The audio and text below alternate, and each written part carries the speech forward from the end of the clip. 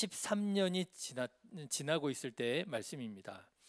여러분 기억하십니까? 요셉이 노예로 이집트에 팔려왔을 때가 몇 살이었다고요? 17세였어요.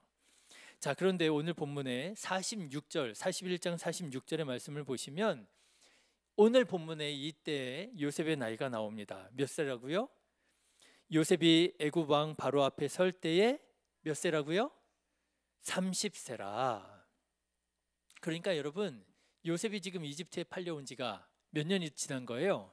무려 13년이 지나가고 있는 것입니다. 자, 여러분, 노예 생활 13년 어떤 시절이었을까요? 아마 보통의 노예라면 13년 만에 벌써 이미 죽어도 몇 번을 죽었을 거예요. 제가 오늘 말씀을 준비하면서 한번 알아봤습니다. 노예의 평균 수명, 노예는 보통 얼마나 살았을까? 여러분, 노예는 보통 몇 년이나 살았을까요? 비슷해요. 로마 시대에 광산 노예는요, 평균 수명이 2년에서 3년이었답니다. 그 광산에 끌려가면 2, 3년 안에 다 죽는 거예요. 끔찍하죠? 그런가 하면 1700년대, 1800년대에 미국 밑에 있는 카리브라고 하는 곳이 있습니다. 카리브 해가 있는데요. 그곳에 수많은 아프리카의 노예들이 끌려와서 거기서 노예 생활을 하게 됩니다. 이 노예들의 평균 수명은 7년이었다고 그래요. 근데 프랑스에 갤리선이라고 있습니다. 아직 증기기관이 발명되기 전에 이제 사람들이 그 배를 움직이기 위해서 다 뭐를 해야 돼요? 노를 저어야 돼요. 그런데 이 노를 젓는 노예들은요, 평균 수명이 3분의 1이 3년 안에 목숨을 잃었다 그래요. 노를 젓는 노예들의 3분의 1이 3년 안에 목숨을 잃었다는 거예요. 그런가 하면 남북전쟁 당시 미국에 이제 내전이 일어나게 되잖아요. 북군과 남군으로 나뉘어져서 전쟁을 벌였을 때 당시의 노예들의 평균 수명은 21세, 22세였다고 합니다. 그러니까 그 당시는요, 21세, 22세쯤 되면 노예들은 다 죽는 거예요. 그런데 그 당시에 미국 사람들 평균 수명이 몇 세였느냐? 40세에서 43세였답니다. 그러니까 일반 시민에 비해서 노예들은요, 절반밖에 못 살았던 거예요. 노예들의 삶이란 것이 이렇게 혹독하고 가혹한, 사람이 살 수 있는 환경이 아니라 버티다가 죽을 수밖에 없는 그런 상황이었더라고 하는 것이죠. 그러니까 여러분, 형님들이 요셉을 이집트의 노예로 팔았던 것은요, 야, 너 그냥 노예로 가서 살아가 아닌 거예요. 그죠? 어떤 느낌인지 아시겠죠? 노예로 판 거는요, 죽도록 고생하다가 10년 안에 죽어라 이거예요. 끔찍한 일인 거죠. 어찌 보면은요, 그냥 그 구덩이에다 생매장하는 것보다 노예로 팔아 넘긴 것이 더 잔인하다고 할 수 있을 것입니다. 자, 그런데 요셉은 몇 년을 살았다고요? 13년을 살았다는 거예요. 제가 이제 최대한 알아봤어요. 고대 이집트의 노예는 몇 년을 살았습니까? 막 이렇게 저렇게 알아봤는데 그거는 자료가 없더라고요. 그러나 어쨌든 요셉은 무려 13년을 노예로 살았으니 노예치고는 장수한 셈이 되는 거예요. 벌써. 아마도 요셉이 그렇게 살아남을 수 있었던 것은요, 요셉이 광산 노예처럼 또는 갤리선의 노를 젓는 노예처럼 그런 가혹한 노동 현장에서 혹사를 당하는 노예가 아니라, 아시죠? 보디발의 집에서 집사로, 감옥에서는 총무로, 그래도 나름은 그 환경이 그래도 괜찮은 환경에서 살 수 있었기 때문이라고 하는 거예요. 여러분, 어떻게 요셉만은 그렇게 지낼 수 있었을까요? 다른 노예들은 막 3년 안에 죽어가고 길어도 7년 안에 죽어가는 중에 요셉은 어떻게 그렇게 집사로, 총무로, 그래도 그렇게 13년 동안이나 노예로 살아남을 수 있었을까? 성경은 우리가 간과해서는 안 되는 한 가지 표현을 우리에게 전하고 있습니다. 그게 바로요, 하나님이 요셉과 함께 하셨다라고 하는 표현이에요.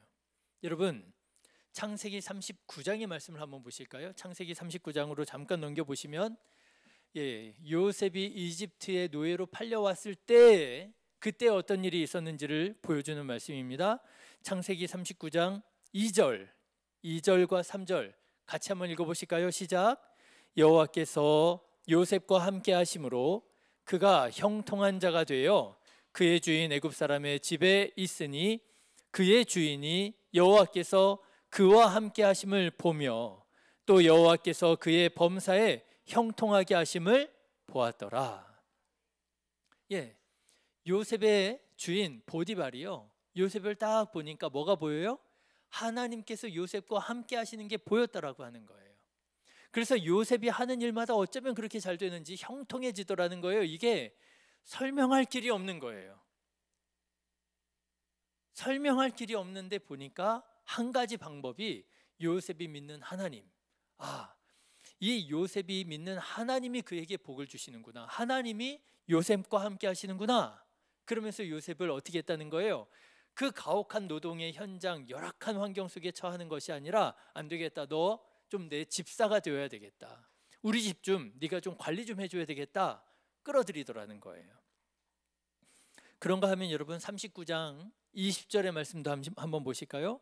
39장 20절, 21절 20절, 21절 같이 읽겠습니다. 시작. 이에 요셉의 주인이 그를 잡아 옥에 가두니 그 옥은 왕의 죄수를 가두는 곳이었더라. 요셉이 옥에 갇혔으나 여호와께서 요셉과 함께 하시고 그에게 인자를 더하사 간수장에게 은혜를 받게 하시며, 여기서도 나오지요. 여호와께서 요셉과 함께 하셨다는 거예요. 또 여러분 23절의 말씀으로 넘어가 보십시오. 같이 읽어보실까요? 간수장은 그의 손에 맡긴 것을 무엇이든지 살펴보지 아니하였으니 이는 여호와께서 요셉과 함께 하심이라. 여호와께서 그를 범사에 형통하게 하셨더라. 이 요셉이요, 억울하게 누명을 쓰고 감옥에 갇히게 됩니다. 그런데요, 이 감옥 현장이 상황이 얼마나 열악했겠어요. 지금 같은 그런 감옥이 아니잖아요. 그럼에도 불구하고 거기에서 나름의 대우를 받게 되었다는 거예요. 왜요? 간수장이 보니까 요셉이 사는 그 삶에 설명할 수 없는, 이해할 수 없는 형통함이 있더라는 거예요. 요셉이 하기만 하면 잘 되더라는 거예요. 은혜롭고 덕스럽더라는 거예요. 어떻게 이럴 수 있을까? 설명할 수 있는 한 가지 방법이 있는데 그게 뭐라고요? 여호와께서 요셉과 함께 하시더라. 이것밖에는 방법이 없더라는 거예요. 그렇습니다. 여러분, 요셉이 하는 일마다 형통해지는 거예요. 주위에 있는 사람들이 도저히 설명이 불가능한 거죠. 하나님께서 요셉과 함께 하셔서 라고밖에는 설명할 길이 없는 거예요. 그러니 여러분, 사람들이 어떻게 요셉을 함부로 대할 수 있겠습니까? 그렇죠? 요셉이 하기만 하면 잘 되는데 설명할 방법이라곤 요셉이 믿는 하나님이 저에게 복을 주시는구나, 이것밖에 없는데 어떻게 요셉을 함부로 할 수 있겠어요? 오히려 가까이 데려다가 쓸 수밖에 없는 거죠. 그런데 여러분, 하나님께서 함께 하셨던 요셉의 조상들도 마찬가지였다는 거 아십니까? 아브라함과 이삭도요, 하나님이 아브라함과 함께 하심을, 하나님이 이삭과 함께 하심을 아비멜렉이 보고 그들에게 가서 우리 조약을 맺읍시다, 우리 상호 불가침 조약을 맺읍시다 그러잖아요. 그런가 하면 야곱 때에도 그랬습니다. 야곱 때에는요, 세겜이라고 하는 곳에서 큰 곤경에 처해 있을 때 세겜 사람들이 하나님께서 야곱과 함께 하시는 것을 보고 두려워 떨고 야곱에게 해코지를 하지 못했다는 거예요. 그런데 이제 요셉 때에도 보디발도 간수장도 요셉을 함부로 대하지 못하는 거예요. 요셉이 하나님과 함께 계시는 것을, 하나님께서 요셉과 함께 계시는 것을 알고 두려웠던 것이죠. 사랑하는 성도 여러분, 이렇게 요셉처럼 하나님께서 여러분과 함께 하시기를 주님의 이름으로 축원합니다. 여러분들이 하는 일들마다 잘 되시기를 주님의 이름으로 축원합니다. 그래서 여러분 주변에 있는 사람들이 여러분들을 보고 누구를 느껴요? 하나님을 보는 거예요. 하나님이 저 사람과 함께 하는구나. 여러분, 그렇게 인정받고 그렇게 하나님의 영광을 드러내는 저와 여러분 되시기를 주님의 이름으로 축원합니다. 자, 그런데요 여러분, 그럼에도 불구하고 이상한 거예요. 이렇게 하나님께서 요셉과 함께 하시잖아요. 요셉이 하는 일들마다 형통하잖아요. 13년 동안이나 살아남는 거예요. 그런데 정말 요셉이 바라고 원하는 건 뭐였을까요? 정말 요셉이 바라는 거, 노예의 신분에서 해방되어서 자유인이 되어서 다시 아버지의 품으로 돌아가고 싶은 거 아니겠어요?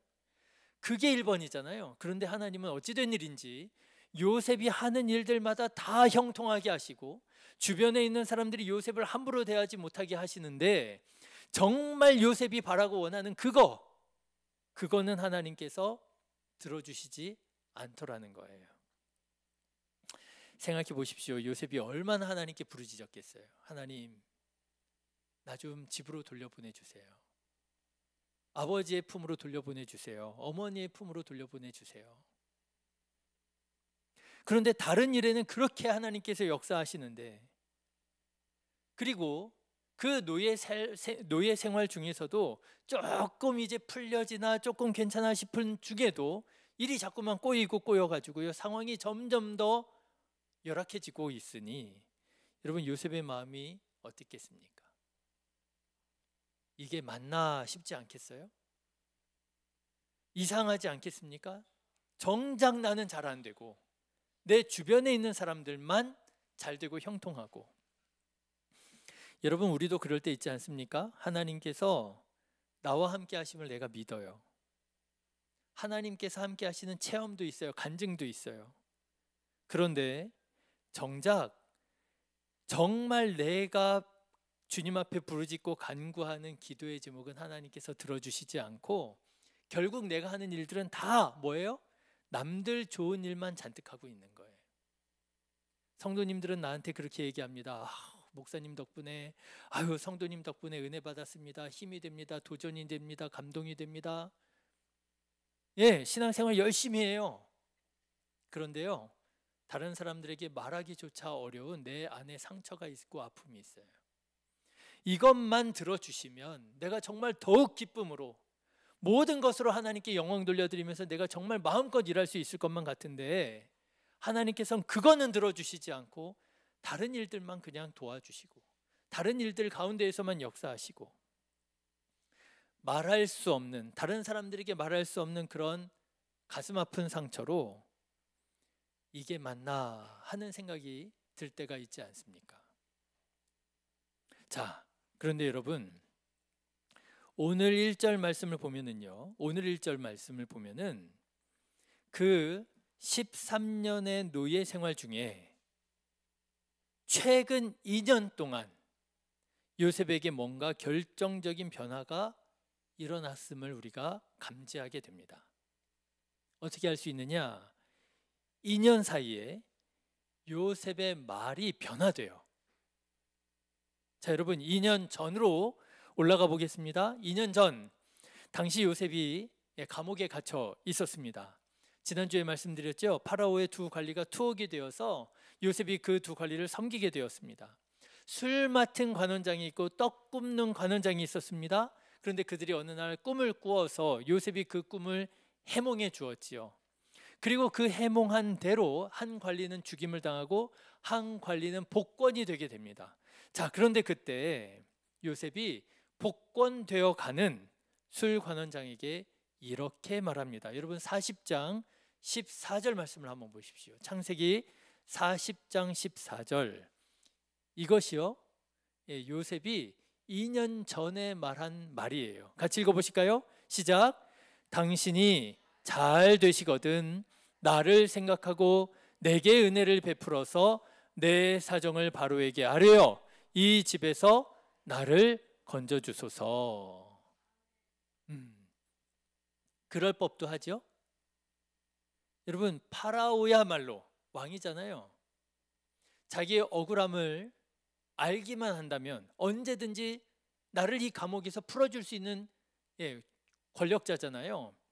그런데 지금 이 술 맡은 관원장이 복권되어서 파라오 곁으로 가는 거예요.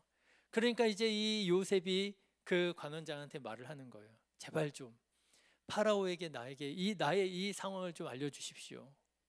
내가 정말 너무너무 억울합니다. 난 이런 옥에 갇힐 만한 잘못을 한 게 정말 없습니다. 나를 좀 변호해 주셔서 나를 이 옥에서 풀어줄 수 있도록 주님 그렇게 힘을 좀 써주십시오. 이렇게 뭐를 한 거예요? 청탁을 넣은 거예요. 자, 그런데 여러분 이 요셉의 청탁을 한번 잘 보십시오. 40장 14절의 말씀을 잘 보면은요, 나라고 하는 말이 계속해서 반복되는 걸 볼 수 있습니다. 여러분, 나라고 하는 또는 내가라고 하는 말 몇 번이나 반복되는지 한번 다시 읽어보면서 한번 세워보실까요? 시작. 당신이 잘 되시거든 나를 생각하고 내게 은혜를 베풀어서 내 사정을 바로에게 아뢰어 이 집에서 나를 건져주소서. 몇 번이요? 4번이나 나와요. 여러분, 이것이 무엇을 의미하겠습니까? 요셉이 이때까지만 하더라도 자기 자신의 의에 사로잡혀 살고 있었구나 하는 것을 알 수가 있어요. 요셉은 신실하게 하나님 앞에 살았습니다. 코람데오, 여러분 기억하시죠? 그 열악한 노예 상황 속에서도, 그 치명적인 유혹 가운데에서도 내가 하나님 앞에서 어떻게 내가 죄를 지을 수 있겠습니까? 신실하게 경건하게 살았던 사람이 요셉이었잖아요. 그렇지만 그 요셉의 깊은 마음 속에는 여전히 뭐가 있었느냐? 나라고 하는 자기 중심성이라고 하는 것이 살아 있었더라고 하는 거예요. 그런데 이 자기 중심성, 나라고 하는 이 모습이, 이 특징이 그 절박한 상황에 자기도 모르게 툭 튀어나오는 거예요. 파라오에게 가시거든 나를 좀 기억해 주십시오. 나를 기억해 주시고 나를 좀 자유케 해 주십시오. 나를 좀 살려 주십시오. 나가 계속 반복이 되는 거예요. 여러분, 우리도 마찬가지입니다. 신실하고 경건한 사람의 말을 들어보면 나라고 하는 말을 많이 하지 않아요. 예수님 또는 하나님의 말씀이라고 하는 말을 많이 하지요. 반면에 신실한 것 같고 경건한 것 같은 사람인데도 불구하고 나라고 하는 말을 많이 하는 사람이 있습니다. 여러분, 그런 사람이 있다면 그런 사람의 말은 우리가 들을 때 필터링을 할 필요가 있어요. 경건으로 포장되어 있고 믿음으로 포장되어 있을지라도 사실 그의 말은 하나님의 말씀이 아니라 그 사람의 생각, 그 사람의 의견일 가능성이 많아요. 여러분들에게 신앙적으로 도움이 되지 않을 가능성이 많습니다. 제가 목회를 하면서 경험하는 것들이 있는데요. 그게 뭐냐 하면 성도님들 가운데 상담을 많이 하시잖아요. 아무래도 목사 찾아오는 건 좀 부담스러우신가 봐요. 그럼 성도 간에 교제하면서 성도 간에 집사님, 권사님 나한테 이런 고민이 있어요. 나한테 이런 아픔이 있어요. 그러면서 이제 교제를 나누고 상담 아닌 상담을 하게 됩니다. 그런데 제가 경험한 바에 의하면은요, 이런 상담 가운데 신앙적이지 않은 상담이 많이 있어요. 믿는 사람들끼리 믿는 사람이기에 나누는 상담인데도요, 대화인데도요, 신앙적이지 않은 대화가 너무너무 많이 있습니다. 그런데 그 대화들이 대부분 어떤 대화냐면 이런 대화예요. 나가 나오는 대화예요. 내 생각에는 이렇게 하는 게 맞아. 내가 예전에 경험해 봤는데 그때는 그렇게 해야 되더라고. 누가 그러는데 그때는 그렇게 하래. 그렇죠. 여러분, 가만 생각해 보십시오. 자기도 모르게, 나도 모르게 자기 중심성이 내 언어 가운데 막 튀어져 나와요. 나가 계속 나오는 거예요. 그런데 여러분, 말하면서도 우리가 분별해야 됩니다. 내가 지금 하나님의 말씀으로, 내가 하나님의 마음으로 내가 지금 권면하고 내가 그를 정말 사랑하기 때문에 하는 말인지, 아니면 내 생각을 말하는 것인지. 여러분, 들으실 때에도 분별하셔야 됩니다. 들으실 때에도요, 목사님 말이니까, 장로님 말이니까, 권사님 말이니까 다 맞겠지가 아니고요, 그의 말을 잘 들어보시고 하나님의 말씀에 근거하고 있는 말인지 권면인지 여러분 분별해 보셔야 됩니다. 예, 요셉이 그랬던 거예요. 코람대오하면서 하나님 앞에서 살고 있었어요. 경건하고 신실하게 살고 있었어요. 그런데 무심코 그 절박한 순간에 하는 말이 자기 중심성이라고 하는, 나라고 하는 말이 막 쏟아져 나오는 거예요. 이것이 2년 전 요셉의 모습입니다. 자, 그런데 술관원장이 지위를 회복한 지 2년이 지났어요. 자, 여러분 1절 말씀 같이 읽어보실까요? 시작. 만 2년 후에. 그렇죠? 만 2년 후에. 요 짧은 단어가요, 몇 년짜리예요? 2년짜리예요.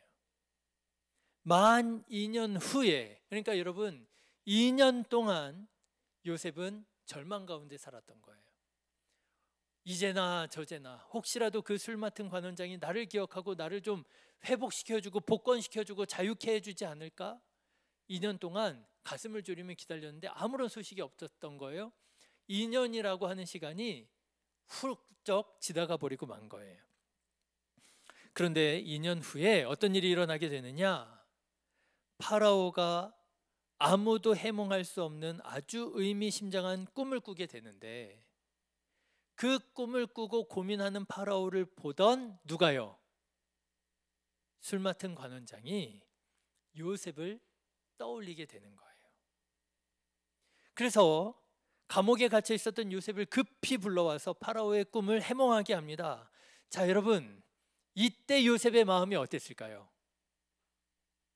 이때 요셉의 마음이 어땠을까요?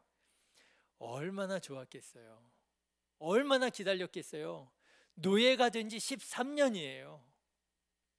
그런데 이제야 드디어 내 억울한 누명을 벗고 다시 자유인이 될 수 있는 절호의 기회가 온 거예요. 그것도 자기가 일가견이 있는 뭐에 대한 문제예요? 꿈에 대한 문제인 거예요. 내가 그래도 또 좀 한 꿈 하지. 내가 꿈 해몽이라면 또 내가 기가 막히게 또 꿈 해몽할 수 있는 사람 아니야? 여러분, 요셉은요 정말 너무너무 좋았을 것 같아요. 그야말로 자기를 드러내야만 할 시간인 거예요. 왕이시여, 내가 어떤 꿈이든지 해몽할 수 있으니까 말씀만 하시라고. 내가 해몽해 드릴 거라고. 내가 해몽해 드릴 거라고. 그렇죠? 여기에서도 내가라고 하는 말이 나올 수 있는 상황이잖아요. 아니요, 내가라고 하는 말을 해야만 하는 상황이잖아요. 그래야 내가 뭐가 돼요? 복권이 되잖아요. 자, 그런데 요셉이 2년 만에 바로 앞에서 무슨 말을 하는 줄 아십니까? 41장 16절의 말씀을 한번 보십시오. 16절 같이 읽어보실까요? 시작. 요셉이 바로에게 대답하여 이르되 내가 아니라 하나님께서 바로에게 편안한 대답을 하시리이다. 뭐라고요? 내가 아니라.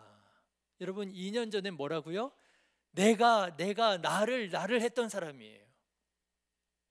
그런데 그 2년 사이에 무슨 일이 있었는지 요셉의 언어가 바뀌었습니다. 요셉의 말이 바뀌었습니다.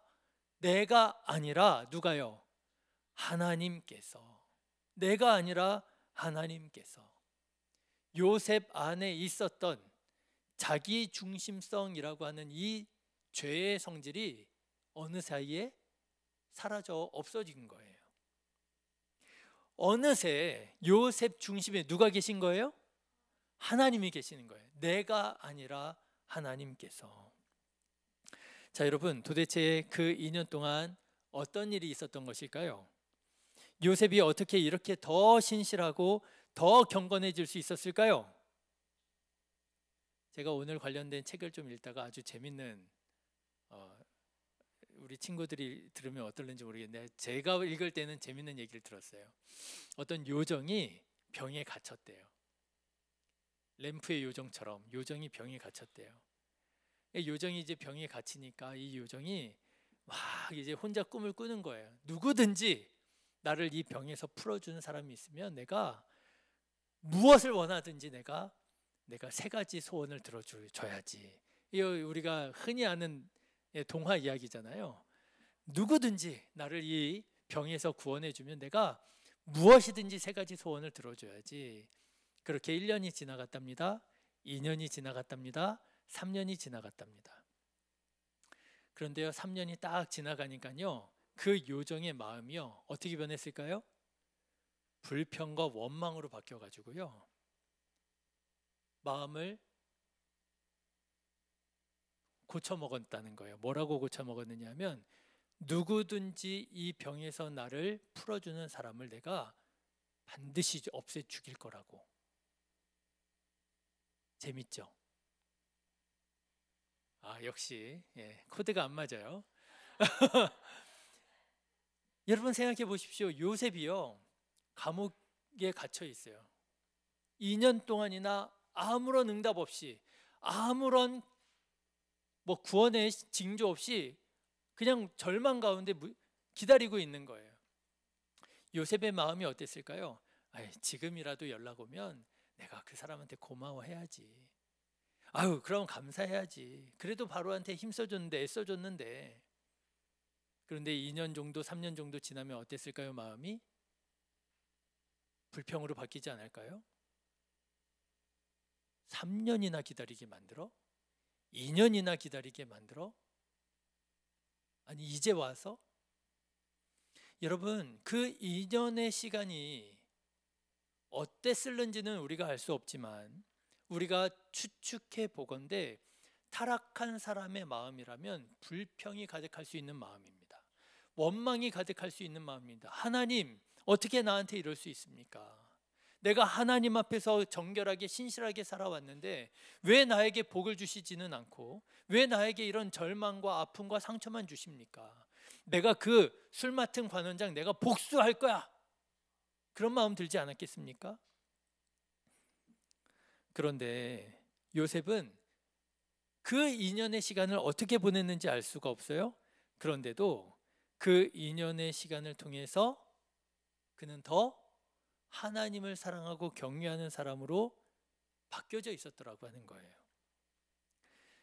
저는 한번 상상해 봤어요. 그 2년을 요셉이 어떻게 보냈을까? 여러분, 요셉이 이렇게 보내지 않았을까요? 자기를 끔찍히 사랑해 주었던 아버지도 자기를 지켜주지 못했고, 자기와 피를 나눈 형제들은 오히려 자기를 죽으라고 노예로 팔아 넘겼고, 자기가 충성했던 보디발도, 간수장도 자기의 억울함을 풀어주지 못하고, 자기가 기대했던 술 관원장도 자기를 잊어버리고, 사람은 기대할 수가 없구나. 여러분, 그 2년 동안 요셉의 마음에 이런 생각이 스쳐가지 않았을까요? 사람을 기대해서는 안 되는 것이로구나. 그런데 여러분 생각해 보니까 어때요? 그 어려운 고비 때마다 하나님께서 자기와 함께 하시더라고 하는 거예요. 하나님께서 자기를 형통케 하시더라는 거예요. 비록 여전히 신분은 노예의 신분이지만 13년 동안 나를 이 노예의 삶 속에서 지켜주신 분은 하나님이시더라고 하는 거예요. 내가 의지할 바는 누구시라고요? 하나님밖에 없구나. 저는요, 요셉이 그 2년 동안 그 감옥에 지내면서 내가 의지할 것은 사람이 아니라 오직 하나님만을 의지해야 함을 깨닫는 시간으로 보내지 않았을까. 그렇게 보내던 차에 갑자기 불려가는 거예요. 그리고 바로가 꿈을 해몽할 수 있겠느냐 묻는 거예요. 네가 내 꿈을 해몽할 수 있겠느냐? 그때 요셉이 뭐라고 대답했다고요? 내가 아니라 하나님께서 하실 것입니다. 네, 이렇게 말씀드릴 수 있을까요? 요셉은 그 2년 동안 썩지 않고 숙성이 된 거예요. 여러분, 썩는 것과 숙성되는 것이 비슷한 거 아시죠? 물질이 변하는 거예요. 썩는 것이나 숙성되는 것이나. 그런데 썩는 것은요, 해롭게 변하는 게 썩는 거예요. 썩어 버리는 거예요. 이제 버릴 수밖에 없어요. 그런데 숙성되는 것은요, 똑같이 물질이 변하는데요, 더 귀해지는 거예요. 예, 우유가 뭐가 되는 거예요? 치즈가 되고요, 우유가 요거트가 되는 거예요. 콩이 뭐가 되는 거예요? 된장이 되는 거예요. 예, 여러분, 그 2년의 고통스러운 순간에 요셉은요, 불평과 원망으로 그 마음이 악독해져 가지고요, 하나님께서 더 이상 쓰실 수 없는 썩은 존재가 되어질 수 있었어요. 하나님, 나한테 어떻게 이럴 수 있습니까? 이 고난이 이게 다 뭡니까? 내가 하나님 앞에서 어떻게 신앙생활했는데. 그렇죠. 그런데 요셉은요, 그 인연을 자기를 썩어버리지 않고요, 자기를 숙성시키고 자기를 하나님 앞에서 더욱더 귀한 존재로 변화되어지는 시간으로 변하더라고 하는 거예요. 내가 의지할 바는 사람이 아니로구나. 내가 의지할 바는 오직 하나님 한 분이시로구나. 내가 아니라 여호와께서 하실 것이라고. 사랑하는 성도 여러분, 썩지 말고 부패하지 말고 숙성되시기를 주님의 이름으로 축원합니다. 숙성을 거꾸로 하면, 예, 맞죠. 숙성을 거꾸로 하면 성숙이 되는 거예요. 성숙한 그리스도인이 되는 거죠. 저는 오늘 말씀을 묵상하면서 왜 하나님께서는 큰 잘못한 것도 없는 요셉을 그 고난 가운데 쳐넣으셨을까? 왜 하나님께서는 요셉을 함께 하시고 형통케 하시면서 정작 요셉이 그토록 바라고 원하는 그 간구하는 기도의 제목에는 응답하시지 않았을까? 그 이유를 알겠더라고요. 하나님께서는 요셉이 더 귀한 존재로 숙성되어지고 성숙하기를 하나님 원하셨더라고요. 요셉 자신뿐만 아니라 요셉을 통해서 그 온 가족을 대기근에서부터 구원하시는 데 사용하신 것이고요, 더 나아가서는 그의 가문을 이집트 땅에서 이스라엘 민족으로 번성하게 하기 위하여 하나님께서는 요셉을 그렇게 변화시켜 사용하실 수밖에 없으셨더라고 하는 거예요. 사랑하는 성도 여러분, 혹시 하나님께서 여러분을 우리가 이해할 수 없는 고통 가운데 몰아넣고 계시지는 않습니까? 때때로 하나님께서 함께 하시는 증거를 주시면서도 정말 간구하고 원하고 바라는 일에는 내 은혜가 내게 족하다 거절하시면서 다른 사람들에게 은혜를 베푸시고 하나님의 일에만 충성스럽게 감당하라고 말씀하고 계시지는 않습니까? 그래서 우리 마음 한편에는 서운하기도 하고 이게 맞나 싶기도 하고, 여러분 그런 마음 혹시 있지 않으십니까? 여러분, 하나님께서 우리의 모든 마음을 다 아시고 우리의 형편을 아시고 우리의 가장 바라고 원하는 것이 무엇인지 아시는 하나님이심을 여러분 믿으시고, 그 하나님께서 그 고통 속에서 우리가 보다 성숙한 그리스도인 되기를 기다리고 계신다는 사실을 여러분 기억하시고, 여러분 불평하지 마시고 원망하지 마시고 불신앙으로 썩어버리지 마시고 숙성되어 더욱더 귀하고 가치 있는 성숙한 그리스도인으로 변화되어져 가시기를 주님의 이름으로 축원합니다. 그러면 우리를 둘러싸고 있는 이 모든 것들이 변화되게 될 거예요. 시간이 지나 보면 이해가 되더라고요.